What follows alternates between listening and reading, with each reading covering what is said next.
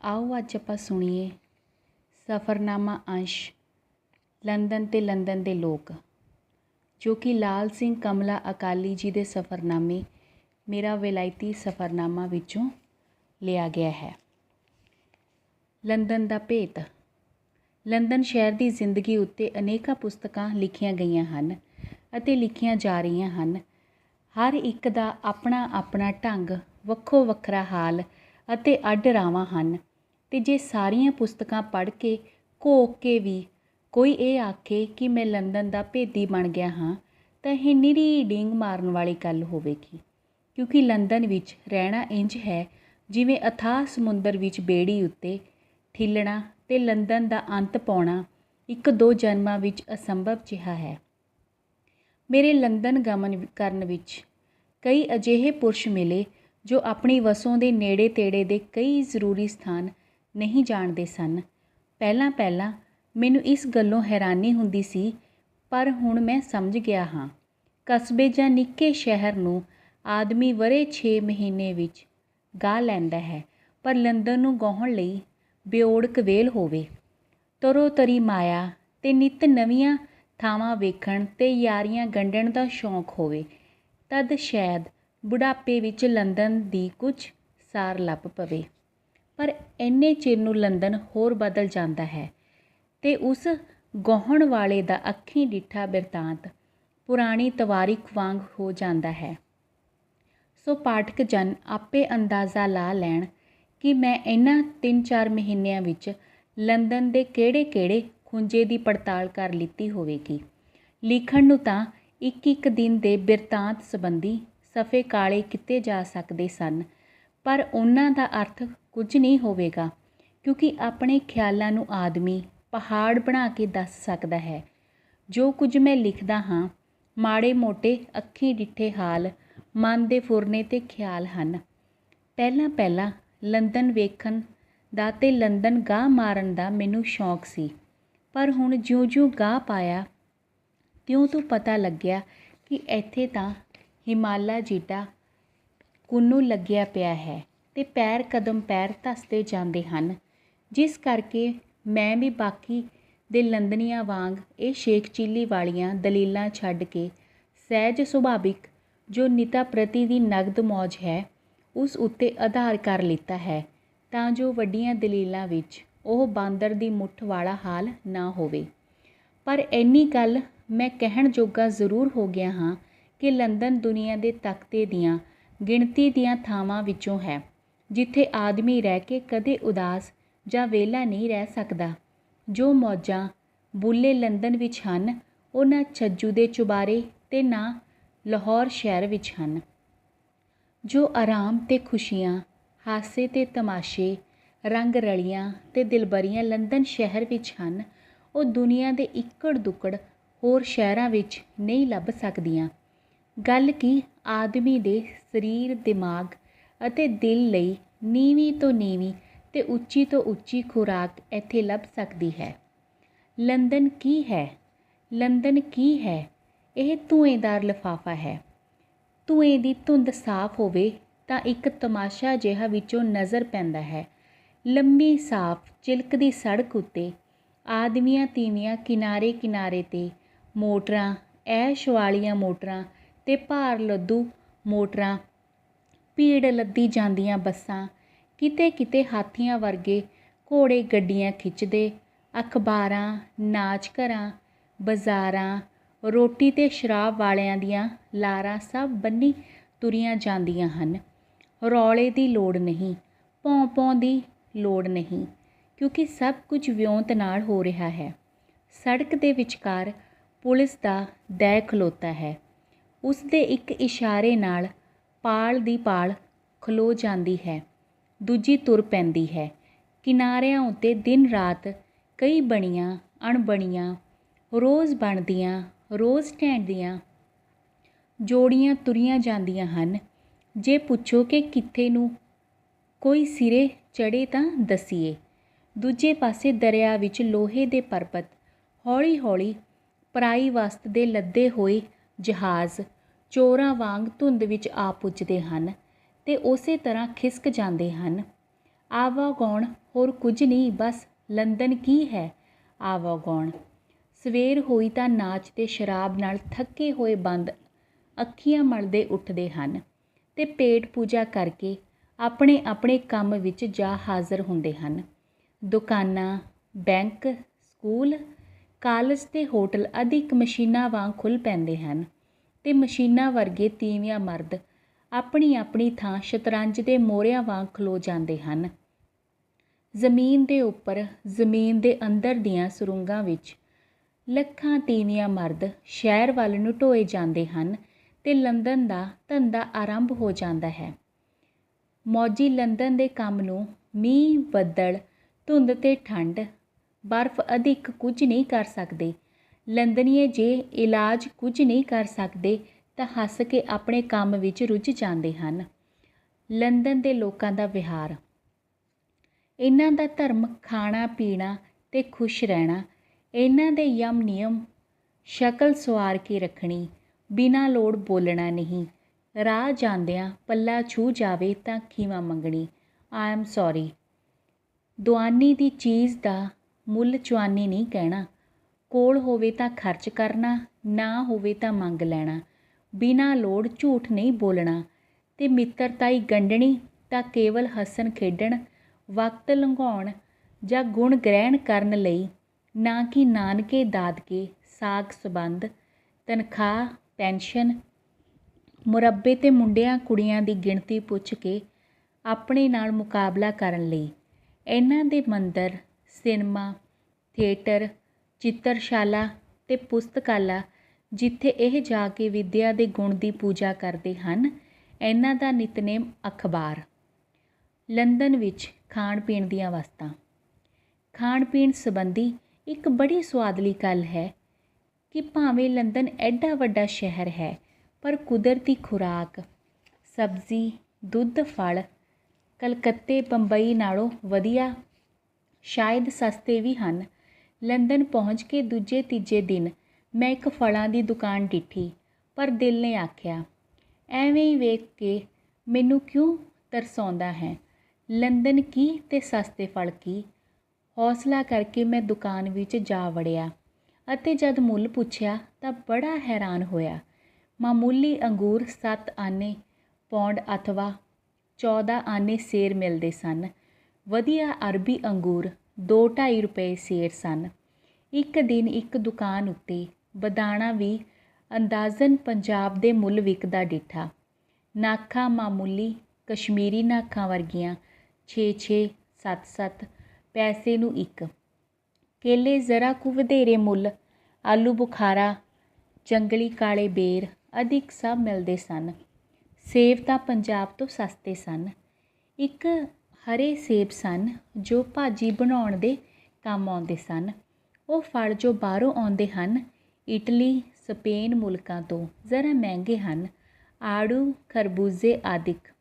ਕੁਦਰਤ ਨੇ ਵੀ ਲੰਦਨ ਨੂੰ ਬੜੀ ਮਦਦ ਕੀਤੀ ਹੈ। ਠੰਡੀ ਥਾਂ ਹੋਣ ਕਰਕੇ ਨਾ ਇੱਥੇ ਮੱਖੀਆਂ, ਨਾ ਮੱਛਰ, ਨਾ ਕੀੜੇ, ਨਾ ਉੱਲੀ। ਪੱਕੇ ਹੋਏ ਅੰਗੂਰ ਹਫ਼ਤਾ ਲੰਘਾ ਕੇ ਵੀ ਖਰਾਬ ਨਹੀਂ ਹੁੰਦੇ। ਇਹੀ ਹਾਲ ਸਬਜ਼ੀ ਦਾ ਹੈ। ਕਈ ਪ੍ਰਕਾਰ ਦੀ ਗੋਭੀ, ਸ਼ਕਰਕੰਦੀ, ਅਰਬੀ, ਆਲੂ ਅਧਿਕ ਆਮ ਮਿਲਦੇ ਹਨ ਤੇ ਮੇਰੇ ਲਈ ਸਭ ਤੋਂ ਆਨੰਦਦਾਇਕ ਇਹ ਗੱਲ ਹੈ ਕਿ ਅਜਿਹਾ ਦੁੱਧ ਜਿਹਾ ਛੋਟੇ ਹੁੰਦਿਆਂ ਪਿੰਡ ਮੱਝ ਦੇ ਥਣਾਂ ਤੋਂ ਚੁੰਘਿਆ ਕਰਦਾ ਸਾਂ, ਸਾਫ਼ ਬੋਤਲਾਂ ਵਿੱਚ ਬੰਦ ਕੀਤਾ ਹੋਇਆ।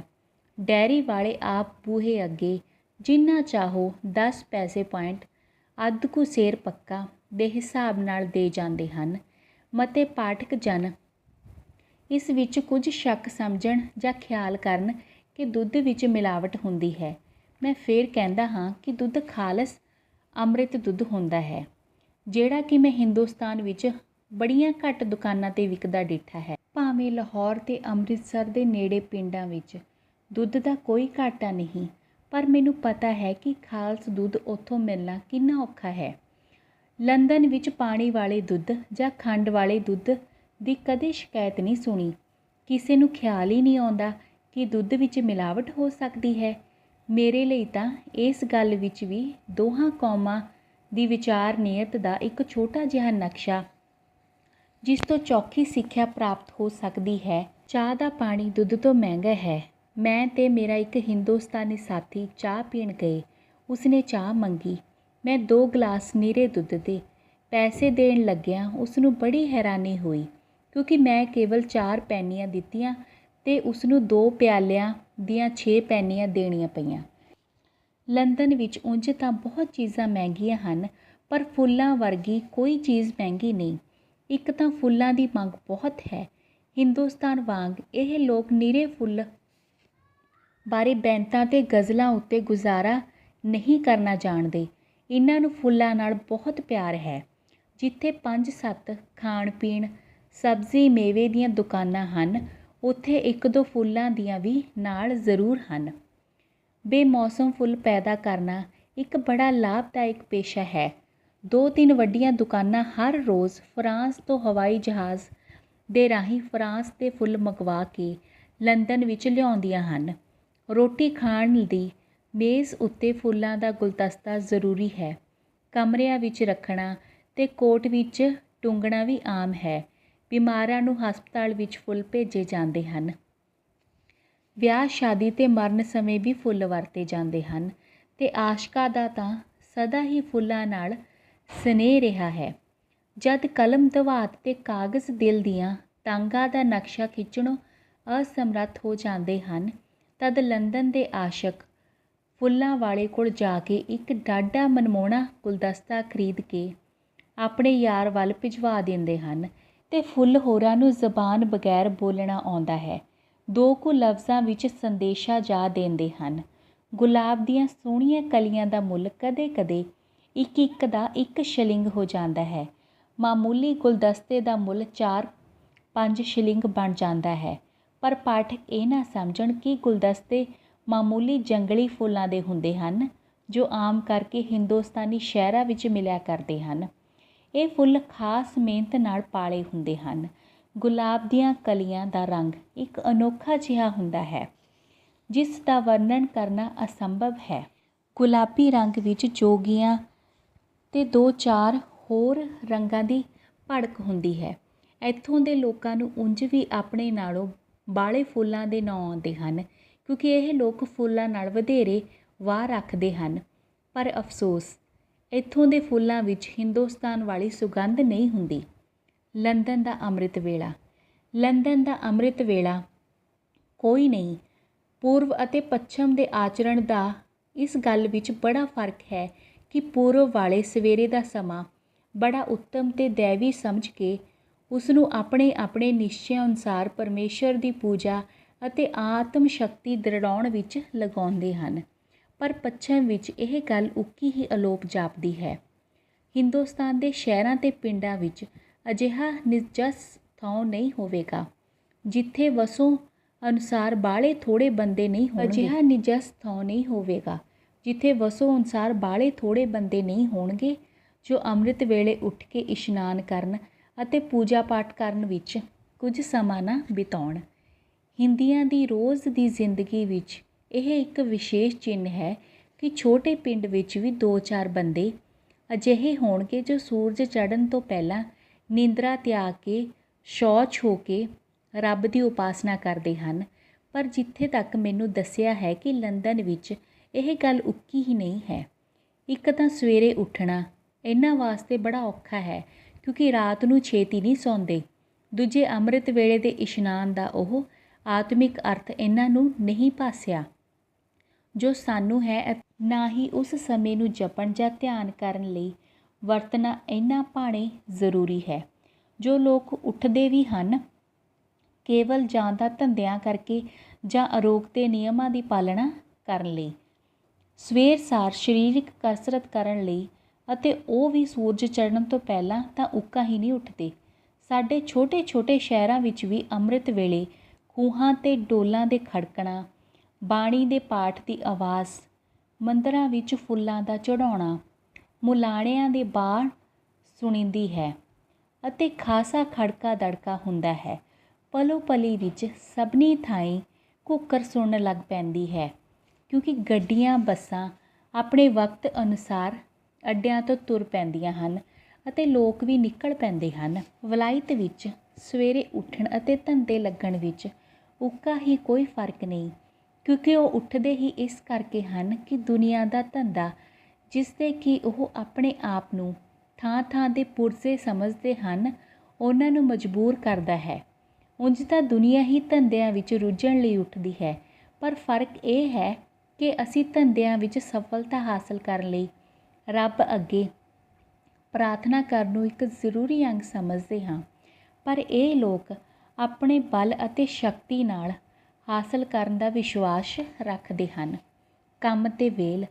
ਸਵੇਰ ਦੇ 2-3 ਘੰਟੇ ਲੰਦਨ ਵਿੱਚ ਬੜੀ ਆਵਾਜਾਈ ਅਤੇ ਰੁਝੇਵੇਂ ਹੁੰਦੇ ਹਨ।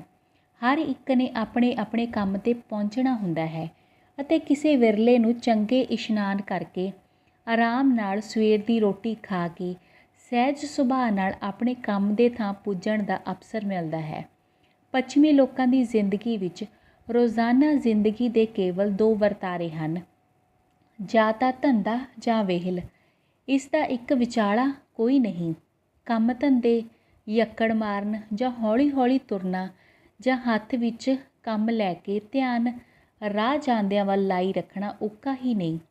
ਜੋ ਆਦਮੀ ਸੜਕ ਉੱਤੇ ਟਹਿਲ ਰਿਹਾ ਹੈ, ਜਾਂ ਤਾਂ ਛੁੱਟੀ ਸਮੇਂ ਆਰਾਮ ਵਿੱਚ ਹੈ ਜਾਂ ਬੇਕਾਰ ਹੈ, ਜਿਸ ਨੂੰ ਕੰਮ ਦੀ ਲੋੜ ਹੈ ਤੇ ਨੌਕਰੀ ਲੱਭਦੀ ਨਹੀਂ, ਤਾਂ ਤੇ ਲੰਦਨ ਦੀ ਸਵੇਰ ਚੂਨਾ ਪੀਣ ਵਾਲੇ ਚੱਕੇ ਦੇ ਉਹਨਾਂ ਪਹਿਲੇ ਗੇੜਿਆਂ ਵਾਂਗ ਹੈ, ਜਿਨ੍ਹਾਂ ਵਿੱਚ ਲੋਕਾਂ ਦੇ ਹਿਰਦੇ ਨੀਂਦ ਦੀ ਪਰਲੋਕ ਵਾਸ਼ਨਾ ਤੋਂ ਬੇਵੱਸ ਟੁੱਟ ਟੁੱਟ ਕੇ ਧੰਦੇ ਪਿੱਟਣੀ ਦੁਨੀਆ ਦੇ ਰੁਝੇਵੇਂ ਵਿੱਚ ਸਿਰ ਕੱਢਵੇਂ ਰੋੜਿਆਂ ਵਾਂਗ ਦਰੜੇ ਜਾਂਦੇ ਹਨ ਅਤੇ ਬਾਕੀ ਦਿਨਾਂ ਲਈ ਨਿਸੱਲ ਹੋ ਜਾਂਦੇ ਹਨ। ਸ਼ਾਇਦ ਪਾਠਕ ਪ੍ਰਸ਼ਨ ਕਰਨ ਕਿ ਤੀਵੀਆਂ ਕੀ ਕਰਦੀਆਂ ਹਨ। ਉੱਤਰ ਇਹ ਹੈ ਕਿ ਤੀਵੀਆਂ ਇੱਥੇ ਸਭ ਕੰਮ ਵਿੱਚ ਹਿੱਸਾ ਲੈਂਦੀਆਂ ਹਨ। ਜਿਹੜੀਆਂ ਘਰਾਂ ਵਿੱਚ ਰਹਿ ਜਾਂਦੀਆਂ ਹਨ, ਉਹਨਾਂ ਨੂੰ ਘਰਾਂ ਵਿੱਚ ਬੇਓੜਕ ਕੰਮ ਹੁੰਦੇ ਹਨ। ਉਹ ਸਾਡੀਆਂ ਇਸਤਰੀਆਂ ਨੂੰ ਹਿੰਦ ਵਿੱਚ ਨਹੀਂ ਹੁੰਦੇ। ਕੋਈ ਵਿਰਲਾ ਹੀ ਘਰ ਹੋਵੇਗਾ ਜਿੱਥੇ ਹਰ ਰੋਜ਼ ਇੱਕ ਵਾਰ ਸਭ ਸਮਾਨ ਫਰਸ਼, ਸ਼ੀਸ਼ਿਆਂ, ਬਰਤਨਾਂ, ਬਿਸਤਰਿਆਂ ਉੱਤੇ ਹੱਥ ਨਹੀਂ ਫੇਰਦਾ, ਅਤੇ ਘਰ ਵਿੱਚ ਸਮਾਨ ਸਾਡੇ ਨਾਲੋਂ ਬਹੁਤਾ ਹੋਣ ਕਰਕੇ ਕੰਮ ਵੀ ਬਹੁਤਾ ਹੁੰਦਾ ਹੈ। ਲੰਦਨ ਵਾਸੀਆਂ ਦੇ ਮਨ ਪਰਚਾਵੇ। ਲੰਦਨ ਦਾ ਸਾਰਾ ਦਿਨ ਧੰਦੇ ਵਿੱਚ ਬੀਤ ਜਾਂਦਾ ਹੈ। ਜਦ ਸ਼ਾਮ ਦੇ 6 ਵੱਜਦੇ ਹਨ ਤਾਂ ਲੋਕ ਦੁਕਾਨਾਂ ਤੇ ਦਫ਼ਤਰਾਂ ਵਿੱਚੋਂ ਨਿਕਲ ਕੇ ਸੜਕਾਂ, ਮੋਟਰ ਬੱਸਾਂ, ਰੇਲਾਂ ਨੂੰ ਇੰਝ ਭਰ ਦਿੰਦੇ ਹਨ ਜਿਵੇਂ ਦਰਿਆ ਦਾ ਹੜ੍ਹ ਆਏ ਤੋਂ ਨੇੜੇ ਤੇੜੇ ਦਾ ਇਲਾਕਾ ਪਾਣੀ ਨਾਲ ਭਰ ਜਾਂਦਾ ਹੈ।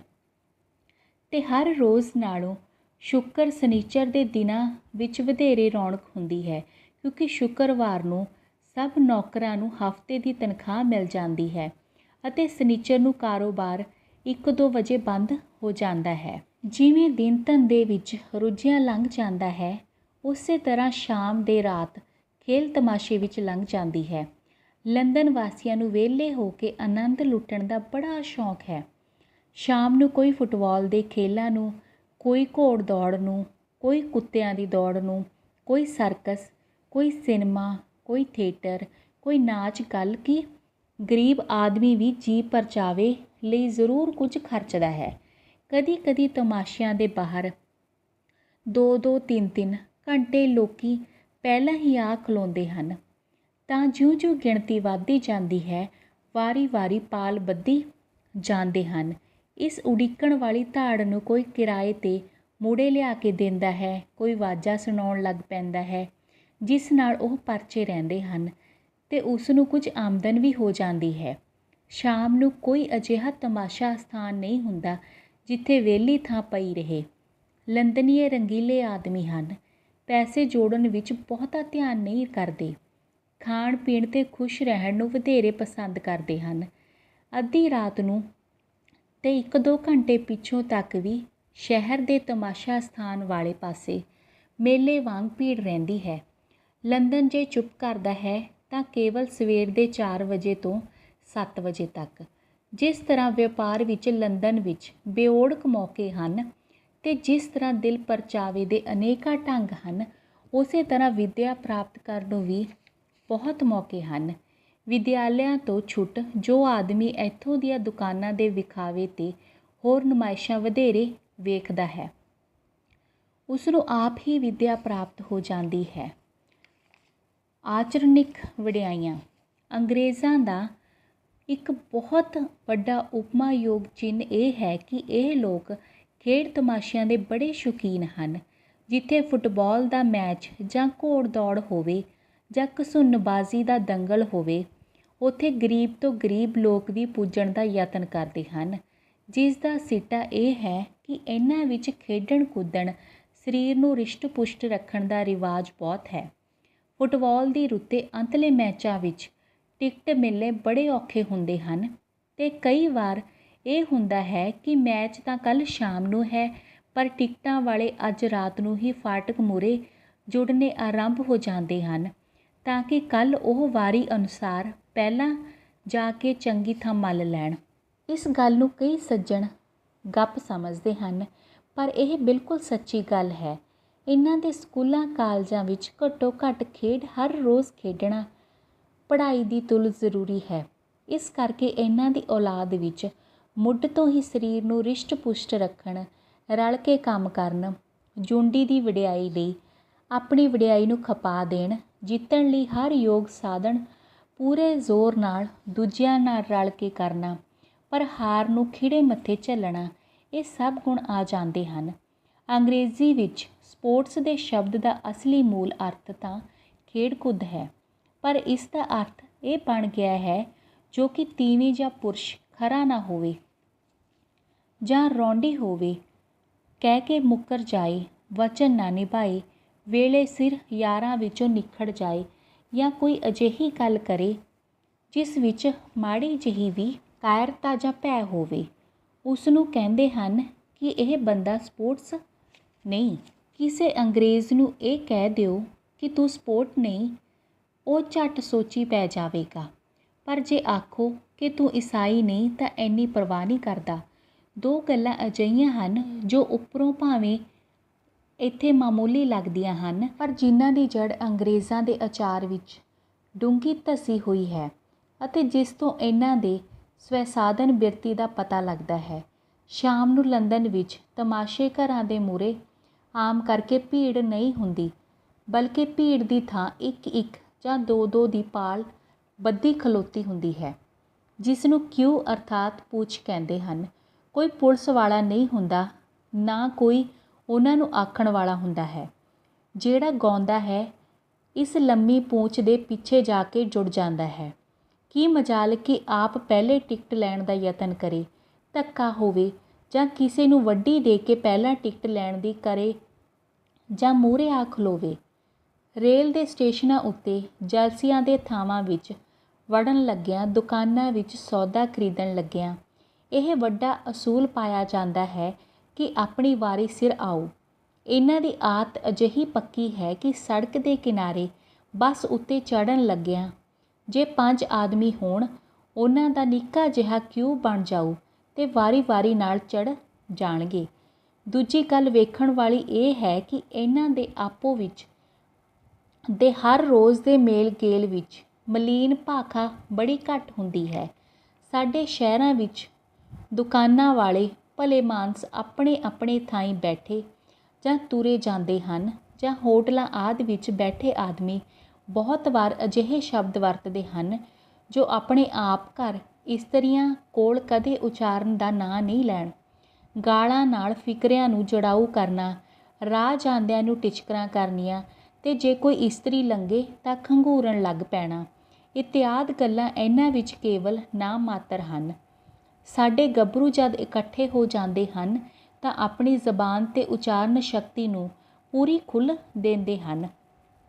ਮੇਰਾ ਖਿਆਲ ਇਹ ਹੈ ਕਿ ਇਹੋ ਹਾਲ ਸਾਡੀਆਂ ਮੁਟਿਆਰਾਂ ਦਾ ਵੀ ਹੁੰਦਾ ਹੋਣਾ ਹੈ।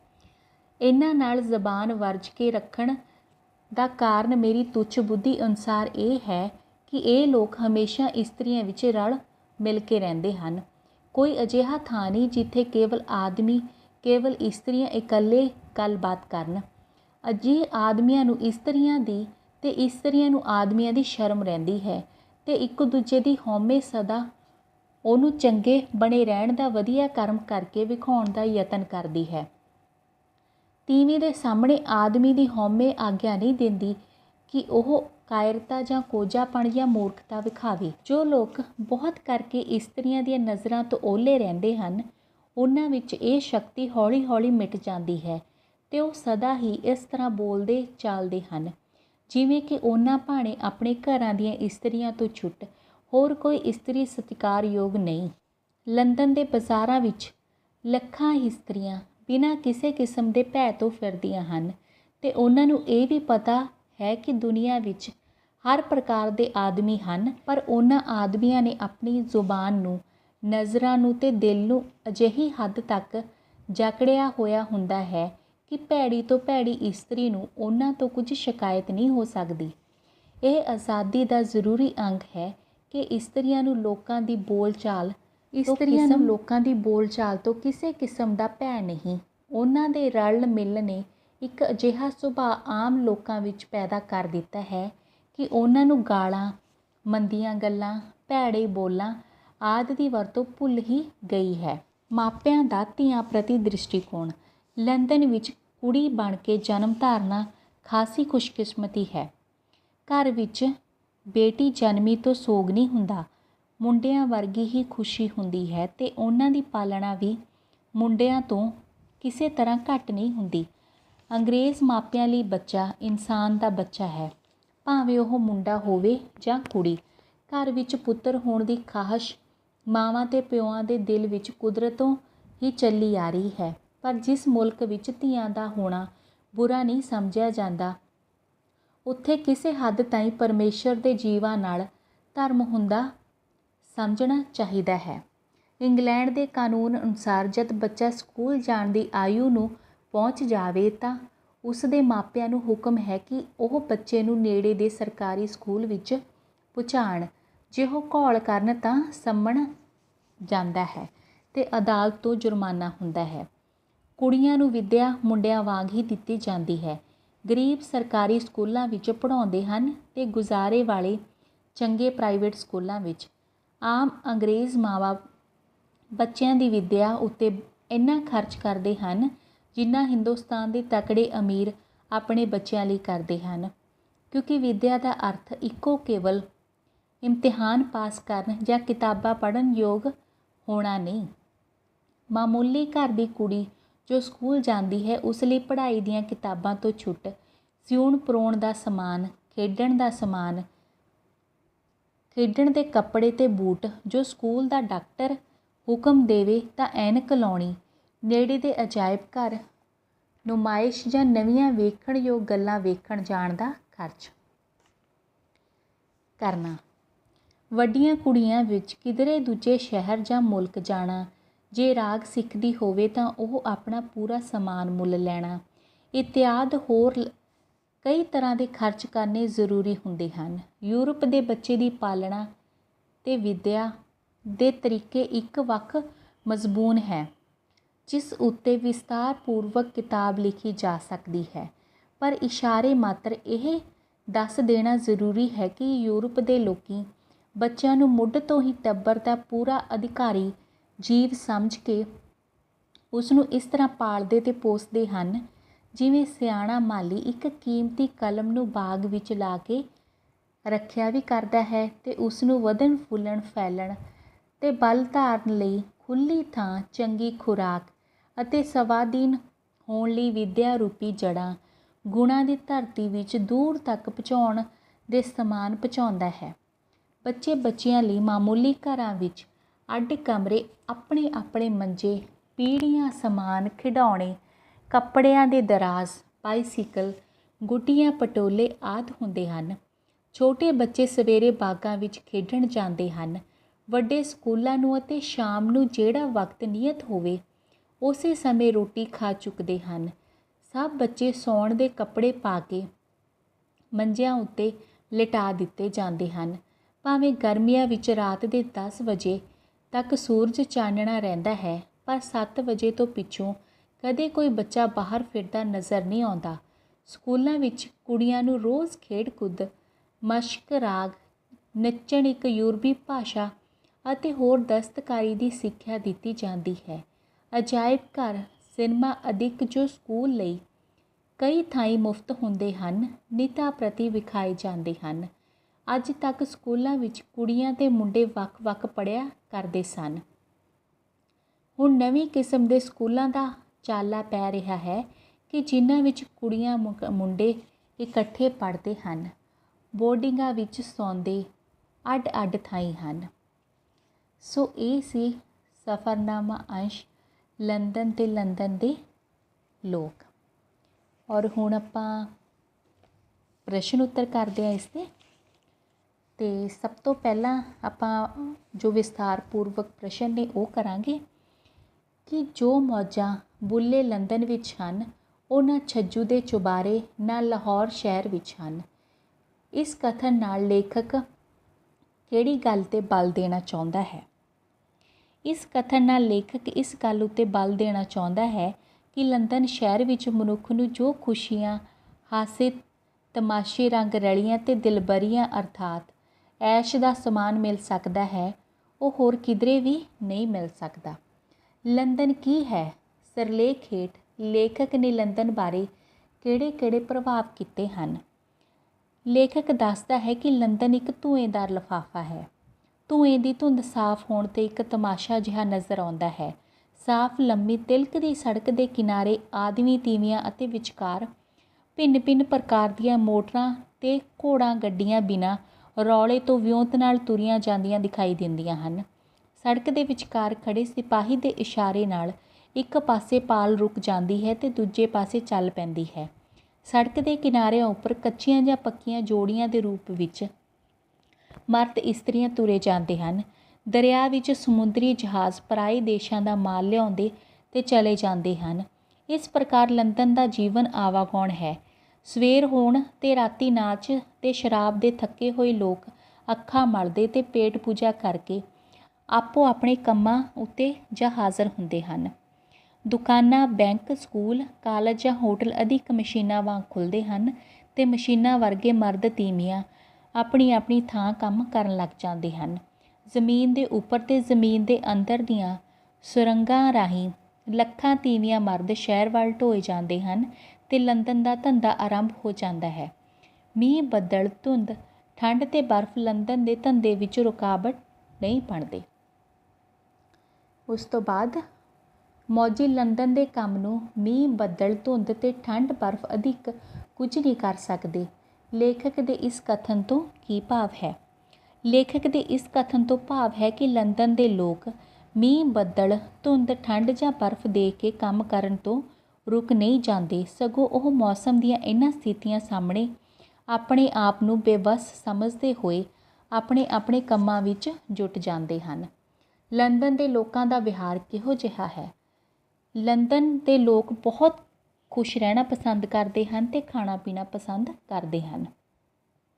ਸ਼ਕਲ ਨੂੰ ਸੁਆਰ ਕੇ ਰੱਖਣਾ, ਬਿਨਾਂ ਲੋੜ ਨਾ ਬੋਲਣਾ, ਕਿਸੇ ਨਾਲ ਪੱਲਾ ਛੋਹ ਜਾਣ 'ਤੇ ਖੀਵਾ ਮੰਗਣਾ, ਚੀਜ਼ ਦਾ ਮੁੱਲ ਵਧਾ ਕੇ ਨਾ ਦੱਸਣਾ, ਕੋਲ ਹੋਏ ਤਾਂ ਖਰਚ ਕਰ ਲੈਣਾ, ਨਹੀਂ ਤਾਂ ਮੰਗ ਲੈਣਾ, ਬਿਨਾਂ ਲੋੜ ਝੂਠ ਨਾ ਬੋਲਣਾ, ਹੱਸਣਾ ਖੇਡਣਾ, ਵਕਤ ਲੰਘਾਉਣਾ, ਠੀਕ ਹੈ, ਗੁਣ ਗ੍ਰਹਿਣ ਕਰਨ ਲਈ ਦੋਸਤੀ ਬਣਾਉਣੀ, ਸਿਨੇਮਾ, ਥੀਏਟਰ, ਪੁਸਤਕਾਲੇ, ਚਿੱਤਰਕਲਾ ਇਹਨਾਂ ਦੇ ਮੰਦਰ ਹਨ ਤੇ ਅਖਬਾਰ ਪੜ੍ਹਨਾ ਇਹਨਾਂ ਦਾ ਨਿਤਨੇਮ ਹੈ।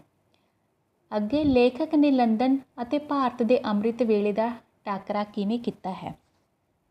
ਲੇਖਕ ਕਹਿੰਦੇ ਹਨ ਕਿ ਭਾਰਤ ਦੇ ਸ਼ਹਿਰਾਂ ਤੇ ਪਿੰਡਾਂ ਵਿੱਚ ਕੋਈ ਅਜਿਹੀ ਥਾਂ ਨਹੀਂ ਹੋਵੇਗੀ ਜਿੱਥੇ ਥੋੜ੍ਹੇ ਬਹੁਤੇ ਬੰਦੇ ਅਜਿਹੇ ਹੋਣਗੇ ਜੋ ਸਵੇਰੇ ਉੱਠ ਕੇ ਇਸ਼ਨਾਨ ਕਰਨ ਤੇ ਪੂਜਾ ਪਾਠ ਕਰਨ ਵਿੱਚ ਕੁਝ ਸਮਾਂ ਨਾ ਬਿਤਾਉਣ।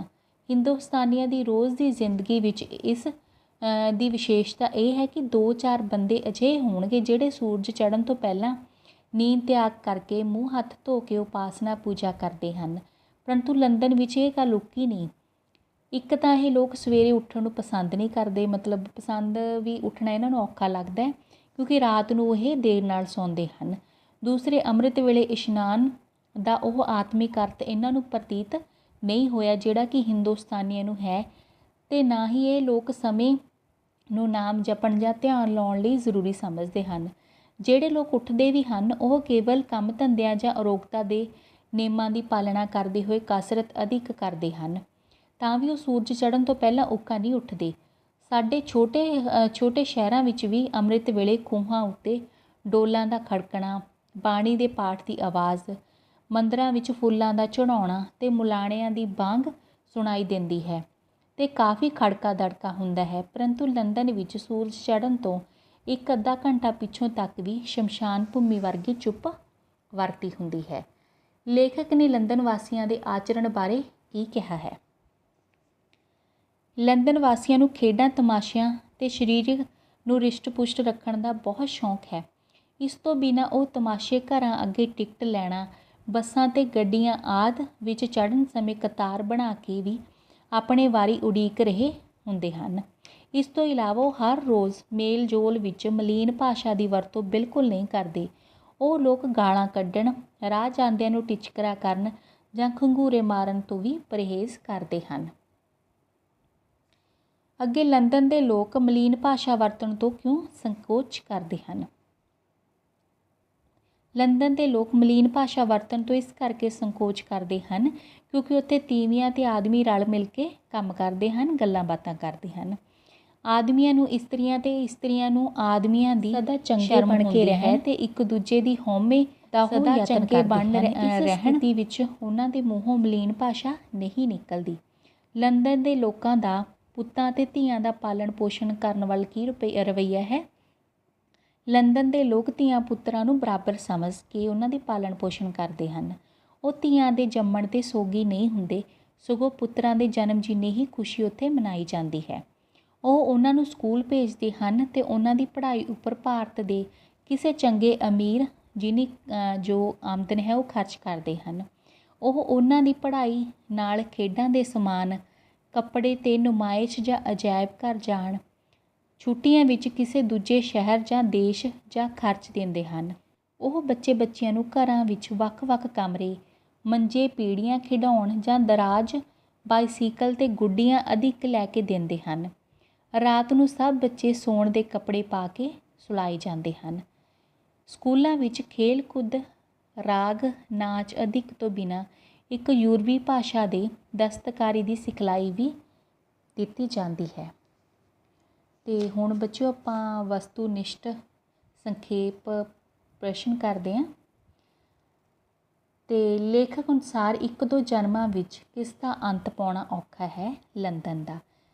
ਲੇਖਕ ਲੰਦਨ ਨੂੰ ਕਿਹੋ ਜਿਹਾ ਲਿਫਾਫਾ ਕਹਿੰਦਾ ਹੈ? ਧੂਏਂਦਾਰ।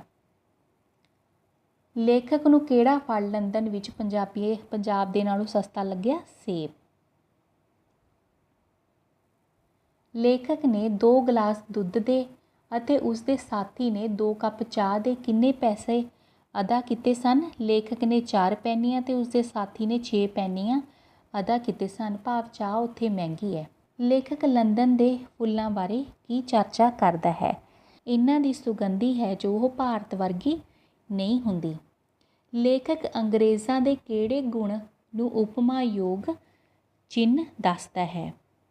ਮਤਲਬ ਕਿਹੜੇ ਨੇ ਜਿਹੜੇ ਉਹਨਾਂ ਦੀ ਵਧੀਆ ਗੱਲਾਂ ਨੇ? ਅੰਗਰੇਜ਼ਾਂ ਦਾ ਖੇਡਾਂ ਤਮਾਸ਼ਿਆਂ ਦੇ ਸ਼ੌਕੀਨ ਹੋਣਾ। ਜਿਹੜੇ ਮਾਪੇ ਆਪਣੇ ਬੱਚਿਆਂ ਨੂੰ ਸਕੂਲ ਨਹੀਂ ਭੇਜਦੇ ਉਹਨਾਂ ਨੂੰ ਕੀ ਸਜ਼ਾ ਮਿਲਦੀ ਹੈ? ਉਹਨਾਂ ਨੂੰ ਅਦਾਲਤ ਵੱਲੋਂ ਜੁਰਮਾਨਾ ਹੁੰਦਾ ਹੈ। ਅਤੇ ਇਸ ਤੋਂ ਇਲਾਵਾ ਆਪਾਂ ਕੁਝ ਹੋਰ ਪ੍ਰਸ਼ਨ ਕਰਦੇ ਹਾਂ ਬੱਚੋ। ਅਤੇ ਲਿਖਿਆ ਕਿਹਨੇ ਨੇ ਇਹ? ਲਾਲ ਸਿੰਘ ਕਮਲਾ ਅਕਾਲੀ ਜੀ ਨੇ। ਲੰਦਨ ਦੇ ਲੋਕਾਂ ਦਾ ਧਰਮ ਕੀ ਹੈ? ਖਾਣਾ ਪੀਣਾ ਅਤੇ ਖੁਸ਼ ਰਹਿਣਾ। ਠੀਕ ਹੈ। ਅਤੇ ਲੰਦਨ ਵਿੱਚ ਫੁੱਲ ਸਸਤੇ ਹਨ ਜਾਂ ਮਹਿੰਗੇ? ਸਸਤੇ। ਵਲਾਇਤ ਦੇ ਲੋਕ ਸਵੇਰੇ ਕੀ ਕਰਨ ਲਈ ਉੱਠਦੇ ਹਨ? ਧੰਦਾ ਕਰਨ ਲਈ। ਲੰਦਨ ਦੇ ਲੋਕ ਸਵੇਰੇ ਅੰਮ੍ਰਿਤ ਵੇਲੇ ਉੱਠਦੇ ਹਨ ਜਾਂ ਸੂਰਜ ਚੜ੍ਹਨ ਪਿੱਛੋਂ? ਸੂਰਜ ਚੜ੍ਹਨ ਪਿੱਛੋਂ। ਸਵੇਰ ਦੇ 2-3 ਘੰਟੇ ਲੰਦਨ ਵਿੱਚ ਕਿਹੋ ਜਿਹੇ ਹੁੰਦੇ ਹਨ? ਆਵਾਜਾਈ ਅਤੇ ਰੁਝੇਵੇਂ ਭਰੇ। ਲੰਦਨ ਵਿੱਚ ਕਿਹੜੇ ਦਿਨਾਂ ਵਿੱਚ ਵਧੇਰੇ ਰੌਣਕਾਂ ਹੁੰਦੀਆਂ ਹਨ? ਸ਼ੁੱਕਰ ਅਤੇ ਸ਼ਨੀਚਰ ਨੂੰ।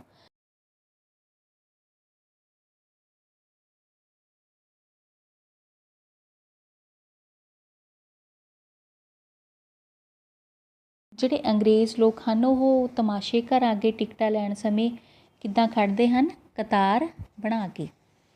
ਠੀਕ ਹੈ ਨਾ। ਖਾਲੀ ਥਾਵਾਂ ਦੇਖਦੇ ਆਪਾਂ। ਅੰਗਰੇਜ਼ ਲੋਕਾਂ ਦੇ ਆਪੋ ਵਿੱਚ ਦੇ ਮੇਲ ਮਿਲਾਪ ਵਿੱਚ ਡੈਸ਼ ਬਹੁਤ ਘੱਟ ਹੁੰਦਾ ਹੈ।